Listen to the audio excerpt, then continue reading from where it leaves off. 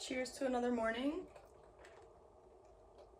I forgot that I asked for 3 shots, so when I sipped it, I was like, ooh, it got me.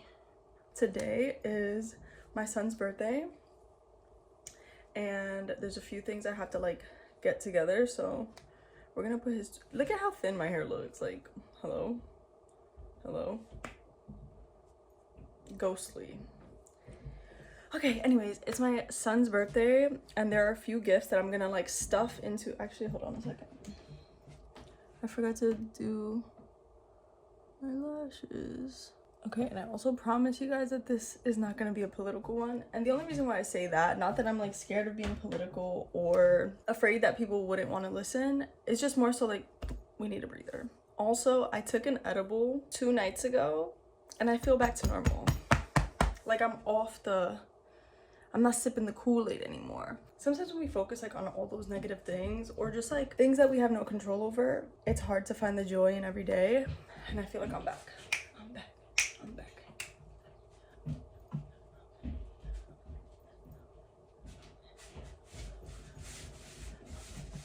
Right? You're feeling it, right? When do you guys know it's time to do laundry? Like for me, it's when I don't have my favorite socks or like my favorite underwear. Like, I think I have enough clothes to like get me through, but when I don't see my favorite socks in here, I don't feel like myself anymore, you know? And now I'm like rummaging through all these socks and I don't know what to put on because I'm not gonna be happy, you know? I'm not gonna be happy.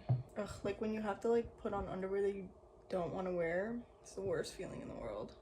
Like, who wants to do that, you know? It's either I wear really thick ones or these that are tight around the ankle. There's no winning. Or these, but then my ankles will be out, and I don't want that. I think I'm gonna go with the tight around the ankles. Lesser of 2 evils, you know what I'm saying? We'll make it through. Also, my friend in Puerto Rico, I'd honestly say like my best friend in Puerto Rico, just because we've been friends since we were so little. It's a guy, so our relationship is very particular, very unique, where like we don't have to talk every day. We barely keep up with each other throughout the year, but when we see each other, it's like this. He had a kid today, and like I said, it's my son's birthday, so now we share a birthday with our firstborn. Like, that's so crazy. And I'm so happy for him, and I'm so happy for the little family that he's making. Like, I can't even. Such beautiful, exciting news. And like, it's so like our friendship that like now we won't ever have to remember like a birthday because it's the same birthday. Like, I genuinely think this is one of those friendships that's like so breezy and easy and so chill, and that's what I appreciate about him so much. I don't have to be something I'm not, and I don't have to show up in a way that I can't. Like, we're from 2 different places, you know what I'm saying? And it might be like, oh, but you know, there's a phone, and I don't know. I've just had experiences with my friends in particular in Puerto Rico, some who like want to keep up a little more than others, and it just doesn't work out. Like, the way that we live here in New York and the life they have in Puerto Rico, it's just 2 different speeds. Like, in Puerto Rico, it's very...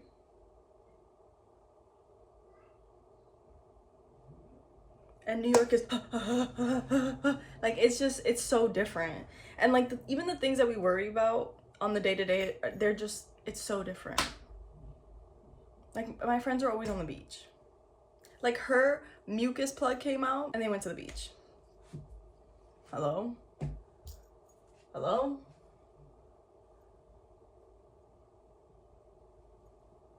You know, he like sent me a voice note of like the birthing story, and I was like almost crying because it just like, he was so excited.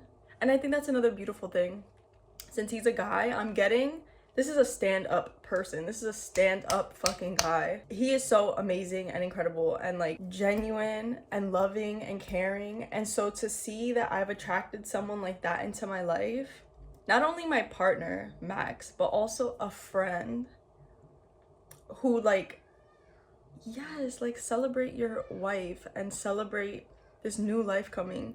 into the world, and like it's so fun to see it from the other perspective. Also, there was a while there where like my hormones were out of whack and I really wanted a third. It was really weird, but it was genuinely because of my hormones, because then when I started new pills, I was like, oh, I'm fine.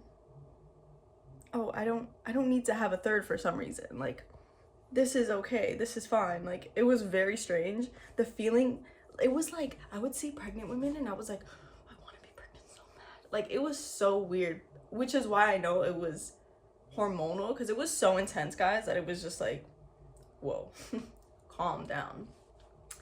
But now I feel like I'm in a place where I'm like, maybe not. Leaning more towards maybe not. Like, I want to be happy with what we already have, and I don't know.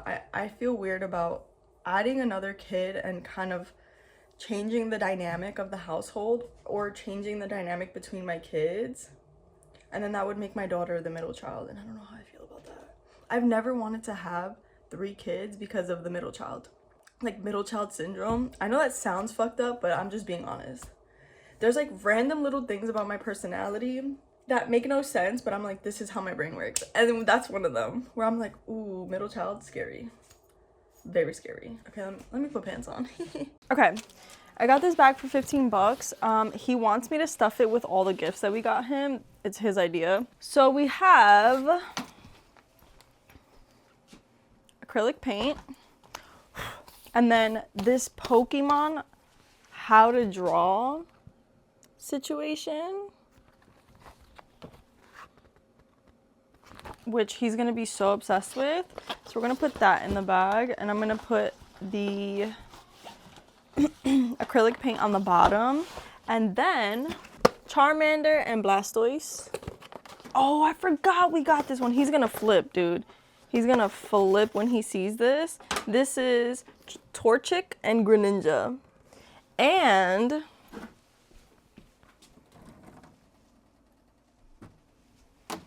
Max and I actually made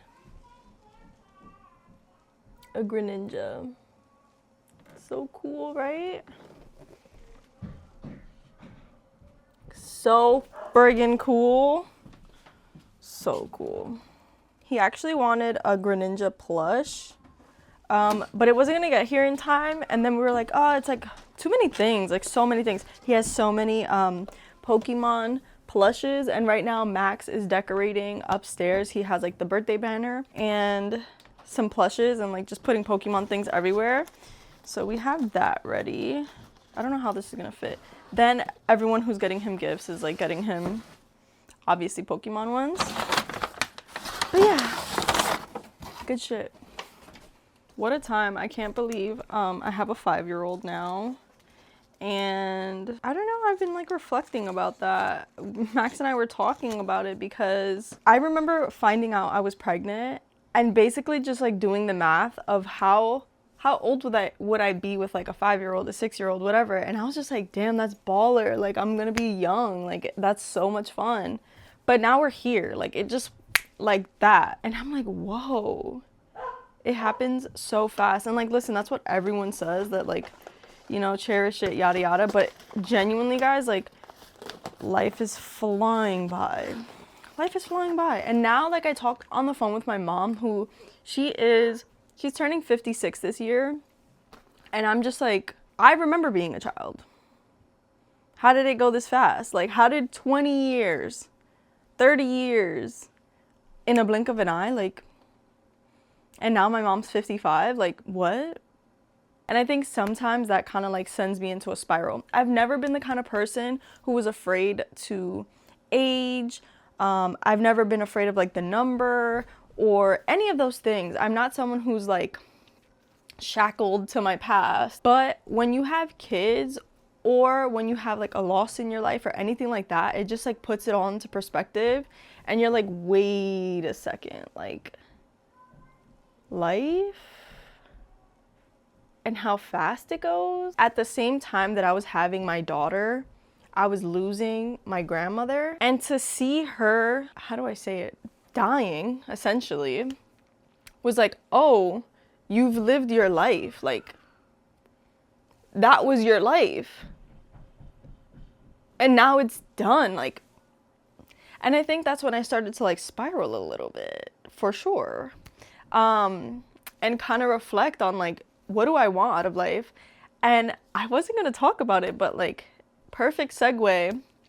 I've been really feeling down lately, like really down about life, and how I know that I'm holding myself back from the life that I want and the life that I see for myself, and how it's all based out of fear. And I feel like no one talks about how fucking scary it is to put yourself out there in a way that's not guaranteed. Like, honestly, getting a job is easy compared to let me put myself out on a whim and see what happens. And I've done it so many times in the past. Like, I've been unemployed but self-employed so many times, and I was living just fine, just dandy, so happy. But having kids, there's this added pressure, which I know myself. That pressure is gonna be so yummy, so delicious. It's gonna push me to do the fucking things I have to do.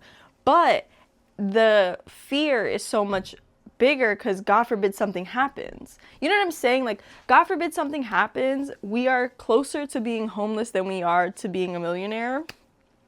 And I would never want to put my kids in that space of like, what the fuck, how did our lives flip on its head and now we don't have anything? Which again, like, I'm incredibly privileged in the fact that I have so much family, so much support around me.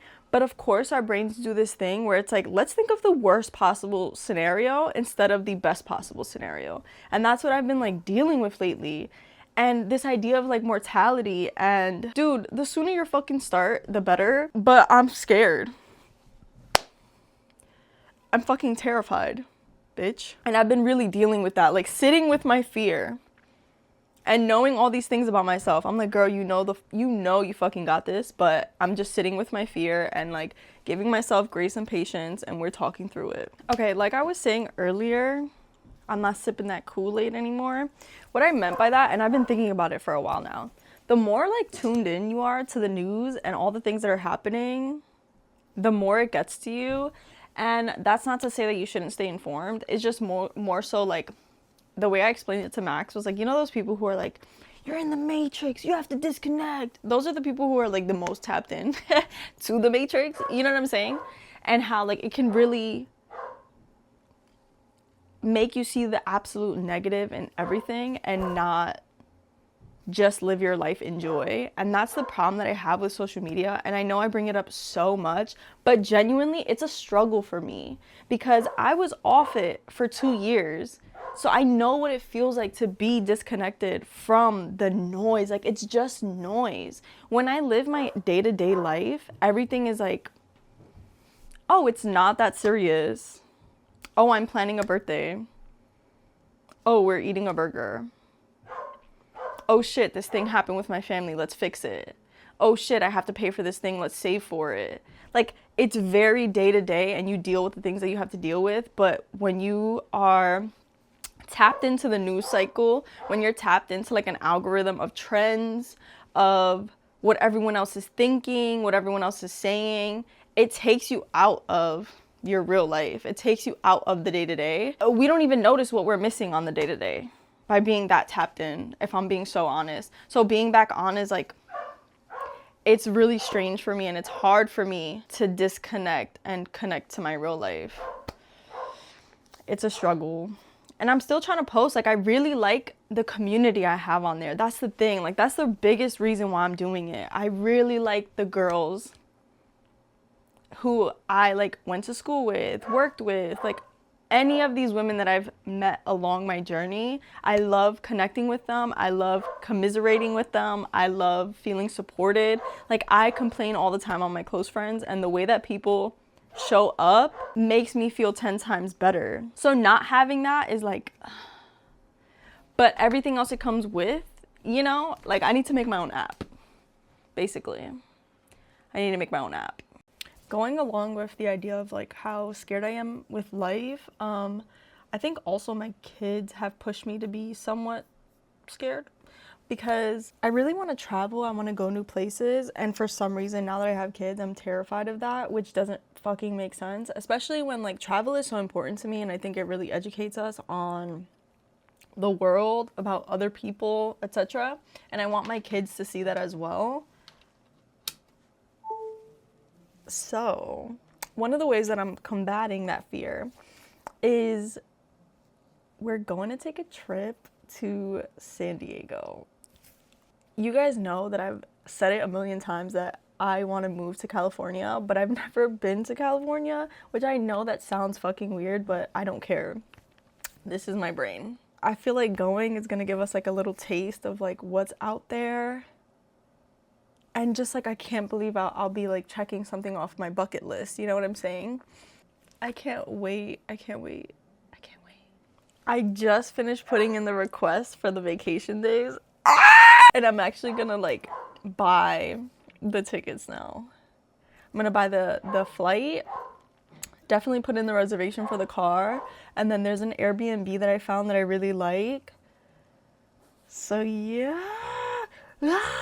That's how I feel, you know? That's how I feel. It's time to like lock in and fucking get at it with our dream, or with our like wants and dreams and desires, and like make this life the one that I fucking want and the one that I deserve to live. You know what I'm saying? Like, I don't know why I've put myself in a box. I don't know why, but I live in this random box that I've created for myself, and I want to get out of it.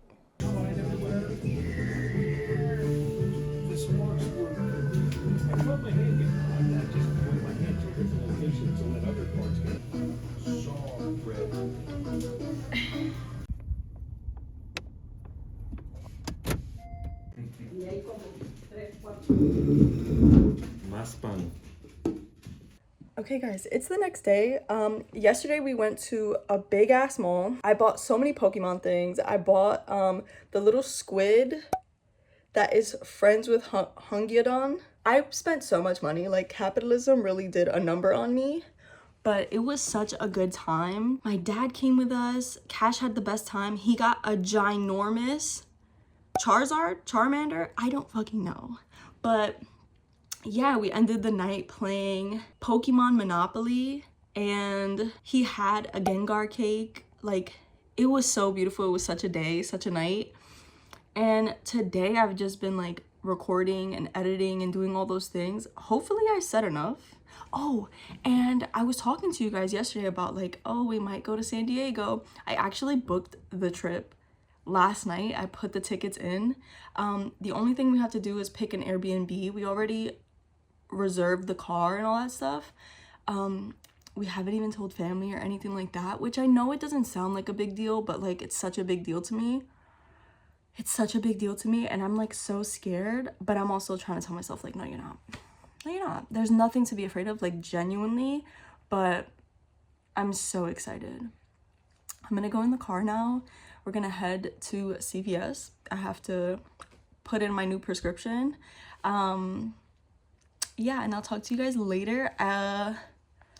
Love you so much. Have a gorgeous, gorgeous week. I'm wishing you all the best. Y muchos besitos.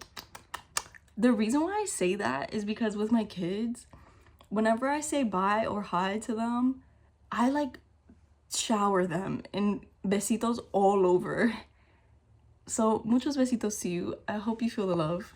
See you next time.